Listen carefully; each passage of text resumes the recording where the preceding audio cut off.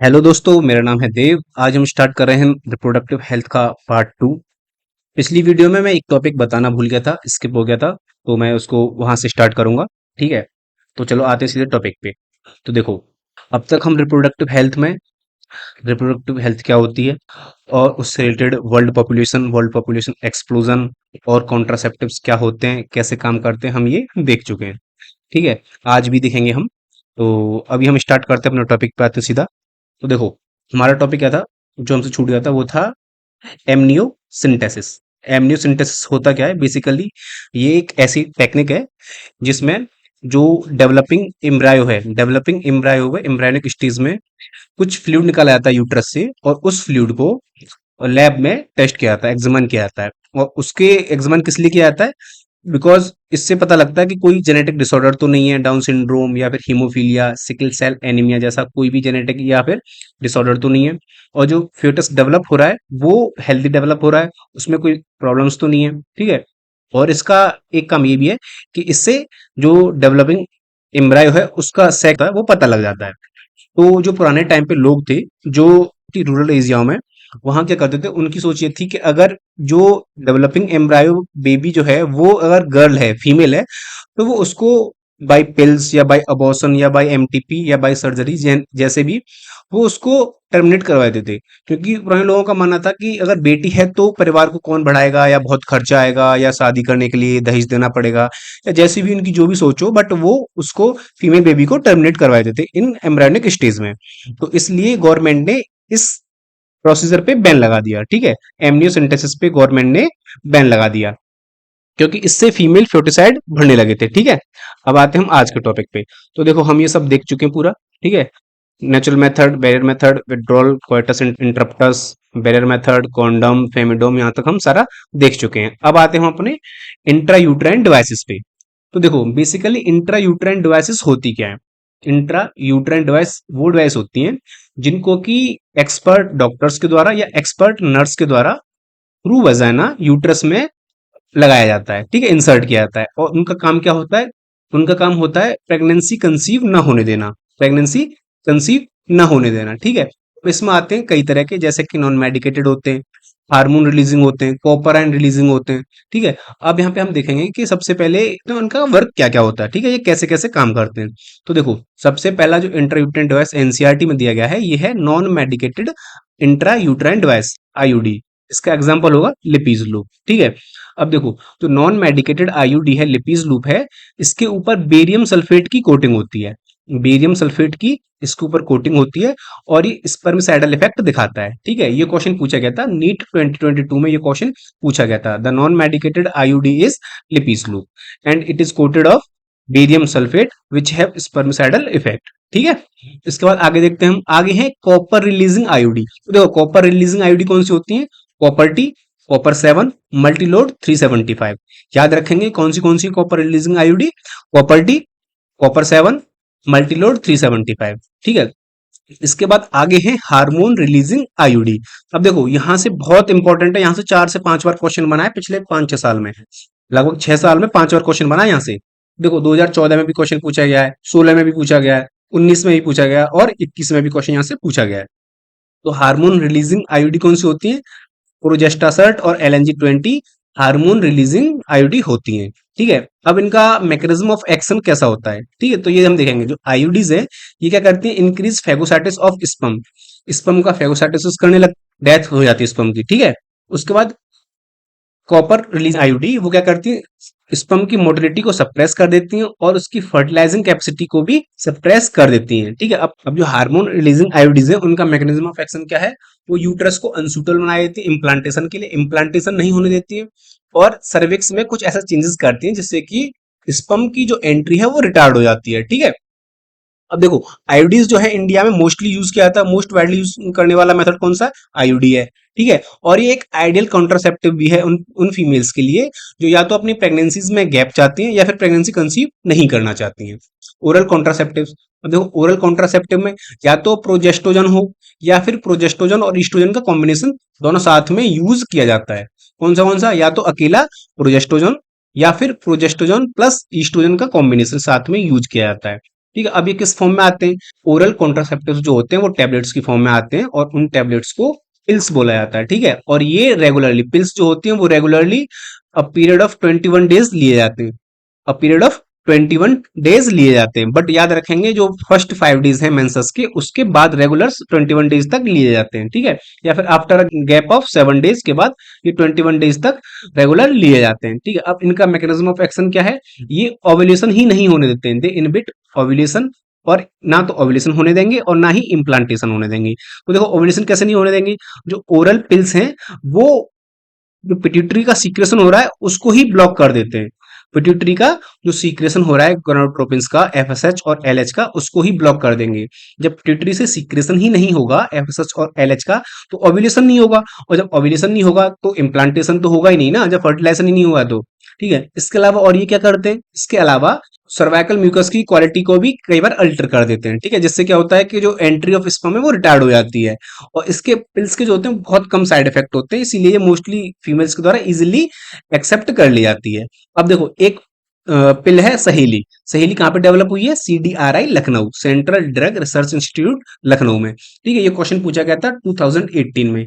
2018 में क्वेश्चन पूछा गया था कि सहेली जो होती है कॉन्ट्रासेप्टिव पिल, ये क्या करती है? ईस्ट्रोजन रिसेप्टर्स को ब्लॉक कर देती है। सहेली कॉन्ट्रासेप्टिव पिल जो है वो ईस्ट्रोजन रिसेप्टर्स को ब्लॉक कर देती है और इम्प्लांटेशन नहीं होने देती है। ठीक है, इसके अलावा देखो जो इमरजेंसी में कॉन्ट्रासेप्टिव्स यूज किए जाते हैं वो तो या तो पिल्स हो सकते हैं या फिर इम्प्लांट हो सकते। प्रोजेस्टेरोन है, प्रोजेस्टेरोन या तो अकेले में या फिर ईस्ट्रोजन के साथ कॉम्बिनेशन में यूज किया जा सकता है। ठीक है, इंजेक्शन यूज किया जा सकते हैं एज इम्प्लांट।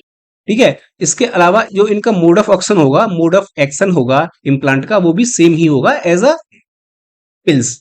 ठीक है, और ये इमरजेंसी इन्हें कॉन्ट्रासेप्टिव्स क्यों कह रहे हैं? क्योंकि ये अनप्रोटेक्टेड सेक्स के बाद, अनप्रोटेक्टेड कॉइटस के बाद विद इन 72 आवर्स में लिए जाते हैं। ठीक है, अब अनप्रोटेक्टेड सेक्स मतलब विदाउट कंसेंट, या फिर in case of rape, contraceptive failure है जैसे कि कॉन्डोम वगैरह हैं, कई बार वो फेलियर। इसके बाद आता है सर्जिकल मेथड। सर्जिकल मेथड को ही स्टेरिलाइजेशन मेथड भी कहा जाता है। इसमें क्या होता है कि मेल के या फिर फीमेल पार्टनर के जो गैमीट्स का पाथवे है, जो गैमीट का ट्रांसफर का पाथवे है, उस पाथवे को काट के, उस पाथवे को कट लगा के वहां पे टाई कर दिया जाता है। ठीक है, जो मेल या फीमेल है उसके गैमीट का जो पाथवे है, जैसे कि फीमेल्स में यहाँ से ओवम कहाँ से निकलेगा? ओवरी से निकलेगा, थ्रू ओविडक्ट के थ्रू कहाँ पे जाएगा? यूट्रस में जाएगा। ठीक है, तो उसी को काट देंगे, फेलोपियन ट्यूब को काट के बांध देंगे। मेल्स में वेसेक्टोमी होता है, मेल्स में वेसेक्टोमी होता है क्योंकि यहाँ पे वेस्ट डिफरेंस काटी जा रही है, और फीमेल्स में ट्यूबेक्टोमी होता है क्योंकि यहाँ पे फेलोपियन ट्यूब को काट के बांधा जा रहा है। ठीक है, चलिए आगे बढ़ते हैं। अब देखो यहां से क्वेश्चन पूछा गया था, वैसेक्टोमी पूछा गया था नीट सेकंड 2016 में क्वेश्चन पूछा गया था कि वैसेक्टोमी होती है किसमें? मेल में होती है। ठीक है, और एआईपीएमटी 2014 में क्वेश्चन पूछा गया था ट्यूबेक्टोमी किसमें होती है? फीमेल्स में होती है। ठीक है, याद रखेंगे। इसके बाद आते हैं हम इसके, अच्छा देखो जो आईपिल्स वगैरह ले रहे हैं या फिर जो भी कॉन्ट्रासेप्टिव्स ले रहे हैं, उन सबके साइड इफेक्ट के बारे में भी यहाँ पे बताया गया है। तो देखो पॉसिबल साइड इफेक्ट जो होते हैं इसके, वो नोजिया हो सकता है फीमेल्स में, एब्डोमिनल पेन हो सकता है, और ब्लीडिंग हो सकती है, या फिर इरेगुलर मेंसेस भी हो सकते हैं। इवन दो कुछ केसेस में कैंसर, ब्रेस्ट कैंसर भी हो सकता है। ठीक है, अब हम यहाँ पे आगे बढ़ रहे हैं। एमटीपी हर साल पूरी वर्ल्ड में, all over the world, approx 45 to 50 million MTP perform होते हैं। ठीक है, जो कि 1/5 है पूरे ऑल ओवर वर्ल्ड में जितनी प्रेगनेंसीज कंसीव होती हैं। जितनी प्रेगनेंसीज कंसीव हो रही है उसका 1/5 प्रेगनेंसी टर्मिनेट कर दी जा रही है। ठीक है, अब देखो एमटीपी को गवर्नमेंट ऑफ इंडिया ने कब लीगलाइज किया? 1971 में। बट इसके लिए कुछ उसने स्ट्रिक्ट रूल्स लगाए, कुछ कंडीशंस लगाई ताकि इसका मिसयूज ना हो सके। ठीक है, अब वो रूल्स और कंडीशंस क्या हैं हम वो देख लेते हैं। तो देखो जब कोई अनवांटेड प्रेगनेंसी कंसीव हो जाए, जैसे कि अनप्रोटेक्टेड सेक्स के द्वारा, या फिर फेलियर ऑफ कॉन्ट्रासेप्टिव मेथड के द्वारा, या फिर क्वाइटस परफॉर्म हुआ, रेप हुआ है, या फिर विदाउट कंसेंट क्वाइटस परफॉर्म हुआ है। ठीक है, उसमें क्या हुआ है कि फीमेल जो है वो प्रेगनेंसी कंसीव कर गई है but she doesn't want to have baby. ठीक है, इसके लिए भी वो एमटीपी ले सकते हैं, एमटीपी करवा सकते हैं। ठीक है, अब देखो या फिर वो चाहते हैं कि उनका बेबी जो है उसमें गैप होना चाहिए, एक बेबी दूसरे बेबी के बीच में गैप होना चाहिए, इतनी जल्दी उन्हें प्रेगनेंसी नहीं चाहिए। या फिर कई बार क्या होता है कि जो डेवलपिंग एम्ब्रायो है वो, उसमें कुछ जेनेटिक डिसऑर्डर है, इससे मे बी हो सकता है मदर को या फिर बेबी को, इवन दो फैटल हो सकता है, हार्मफुल भी हो सकता है एम्ब्रायो, फैटल भी हो सकता है मदर के लिए भी या फिर फेटस के लिए भी या फिर दोनों के लिए भी। ठीक है, अब एमटीपी कब तक सेफ माना जाता है? एमटीपी कब तक सेफ माना जाता है? तो ये सेफ होता है up to first trimester, first 12 week of pregnancy. 12 week of pregnancy तक एमटीपी सेफ माना जाता है। इवन तो कई केसेस में सेकंड ट्राइमेस्टर तक किया है, मगर ये बहुत ज्यादा रिस्की हो जाता है, बहुत ज्यादा रिस्की हो जाता है, ठीक है, याद रखेंगे। अब देखो यहाँ पे आगे क्या है, सेक्सुअली ट्रांसमिटेड इन्फेक्शंस के बारे में बताया गया है। तो यहाँ पे मैंने सारे जितने भी सेक्सुअली ट्रांसमिटेड डिजीज हैं या फिर इन्फेक्शंस हैं, उनके पॉजिटिव एजेंट, ठीक है, वो बैक्टीरिया से हो रहे हैं या वायरस से हो रहे हैं, वो लिखा है। और यहाँ से कई बार क्वेश्चन बना है, यहाँ से नीट 2019 में क्वेश्चन बना है, नीट 2020 में क्वेश्चन बना है, यहाँ से इजीली क्वेश्चन बनते ही रहते हैं। या फिर मैच द फॉलोइंग में ये सारे चारों पांचों नाम दे देंगे, इनकी पॉजिटिव एजेंट लिख देंगे आगे नीचे, तो उनमें मैच द फॉलोइंग भी करना पड़ता है। तो यहाँ पे मैंने डिजीज भी उसका पॉजिटिव एजेंट और वो बैक्टीरियल है या फिर वायरल इन्फेक्शन है, वो भी मैंने यहाँ पे लिखा है, ठीक है। आप चाहे तो उसे नोट डाउन कर सकते हैं अपनी कॉपी या अपने अपने नोट्स में, जैसे भी चाहें आप। अब यहाँ पे पहले बताया गया है कि इनको सेक्सुअली ट्रांसमिटेड इन्फेक्शंस को किस किस नाम से जाना जाता है। देखो, सेक्सुअली ट्रांसमिटेड इन्फेक्शंस को एसटीआई या फिर वेनरल डिजीज नाम से भी जाना जाता है, और रिप्रोडक्टिव ट्रैक्ट इन्फेक्शन आरटीआई नाम से भी जाना जाता है। अब इसके देखो यहाँ पे एग्जांपल दिए हैं, गोनोरिया, सिफिलिस, जेनेटल हर्पीज, है ना, क्लामाइडियासिस, जेनेटल वार्ड्स और ट्राइकोमोनासिस, हेपेटाइटिस बी, ये सारे बहुत सारे यहाँ पे सेक्सुअली ट्रांसमिटेड इन्फेक्शंस हैं, ठीक है। अब देखो इसमें से जो जो नॉन क्योरेबल हैं वो कौन से हैं, तो हम याद रखेंगे कि हेपेटाइटिस बी, जेनेटल हर्पीज और HIV infection. Hepatitis B, genital herpes और एचआईवी इन्फेक्शन नॉन क्योरेबल हैं। बाकी अदर डिजीज जितनी भी हैं यहाँ पे बची हुई, उन सबका ट्रीटमेंट फुली क्योरेबल है, उन सबका ट्रीटमेंट अवेलेबल है, ठीक है। अब हम इनका देख लेते हैं एक बार, पॉजिटिव रिजल्ट क्या है और ये कैसे इन्फेक्शन है, बैक्टीरियल है या वायरल है। तो देखो, सबसे पहले हम देखते हैं गोनोरिया। तो गोनोरिया किससे होता है, उसका पॉजिटिव एजेंट है निसीरिया गोनोरियाई, निसीरियाई गोनोरियाई, ठीक है, और ये बैक्टीरियल इन्फेक्शन है। दूसरा है सिफिलिस। सिफिलिस कौन सा है, बैक्टीरियम इन्फेक्शन है, बैक्टीरियल इन्फेक्शन है, और इसका पॉजिटिव एजेंट है ट्रेपोनेमा पैलिडियम, ठीक है। तीसरा है जेनेटल हर्पीस, और ये किससे होता है, हर्पीस सिंप्लेक्स, और ये वायरल इन्फेक्शन है और ये नॉट क्योरेबल है, ठीक है। ये क्वेश्चन पूछा गया था नीट 2019 में। जेनेटल हर्पीस, हर्पीस सिंप्लेक्स से होता है, वायरल इन्फेक्शन है और ये नॉट क्योरेबल है, ठीक है, नॉट क्योरेबल है, याद रखेंगे। इसके बाद चौथा है क्लेमाइडियासिस, क्लेमाइडिया ट्राइकोमेटिस, ठीक है, और ये बैक्टीरियल इन्फेक्शन है, ठीक है, याद रखेंगे। इसके बाद क्या है, इसके बाद है जेनेटल वर्ड्स। देखो, जेनेटल वर्ड्स जो होते हैं वो वायरल इन्फेक्शन है, और ये किससे होता है, ह्यूमन पेपिलोमा वायरस से होता है, ह्यूमन पेपिलोमा वायरस से होता है ये। ट्राइकोमोनियासिस, ट्राइकोमोनियासिस किससे होता है, प्रोटोजोआ से होता है, और इसका ये प्रोटोजोआ से होता है, और इसका जो पॉजिटिव एजेंट है वो है ट्राइकोमोनास वेजिनालिस, ट्राइकोमोनास वेजिनालिस, ठीक है। अब इनका मोड ऑफ ट्रांसमिशन क्या है, तो देखो कई बार क्या होता है, जो इन्फेक्टेड पर्सन है, इन्फेक्टेड पर्सन के इन्फेक्टेड ब्लड से या फिर इन्फेक्टेड निडल से या फिर सर्जिकल इंस्ट्रूमेंट से, इवन दो मदर से फ्यूटस में भी कई बार इन्फेक्टेड मदर से फ्यूटस में भी कई बार ट्रांसफर हो जाता है, ठीक है। और इसमें से कौन सी डिजीज पॉसिबल नहीं है, वो है हेपेटाइटिस बी, जेनेटल वॉर्ड्स और एचआईवी इन्फेक्शन, ठीक है। इनके अलावा सारी डिजीज क्योरेबल हैं। आगे यहाँ बताया गया इनफर्टिलिटी के बारे में। तो ये टर्म किससे बना है, इनफर्टाइल से बना है। इनफर्टाइल मतलब कि जो कि ऑफस्प्रिंग प्रोड्यूस नहीं कर पाते, ठीक है, उसको बोला था इनफर्टाइल। तो देखो, अब यहाँ पे इनफर्टिलिटी वाला कपल किनको बोला गया, उनको बोला गया है जो कपल विदाउट प्रोटेक्शन या फिर अनप्रोटेक्टेड क्वार्टर्स परफॉर्म कर रहे हैं 1 साल से, फिर भी वो प्रेगनेंसी कंसीव नहीं कर पा रहे हैं। अब इसके लिए बहुत सारे रीजंस हो सकते हैं, जैसे कि फिजिकल हुआ, कॉन्जिनेंटल हुआ, डिजीज हुई, ड्रग्स हुए, इम्यूनोलॉजिकल हुआ, या इवन दो साइकोलॉजिकल रीजंस भी इसके पीछे हो सकते हैं, ठीक है।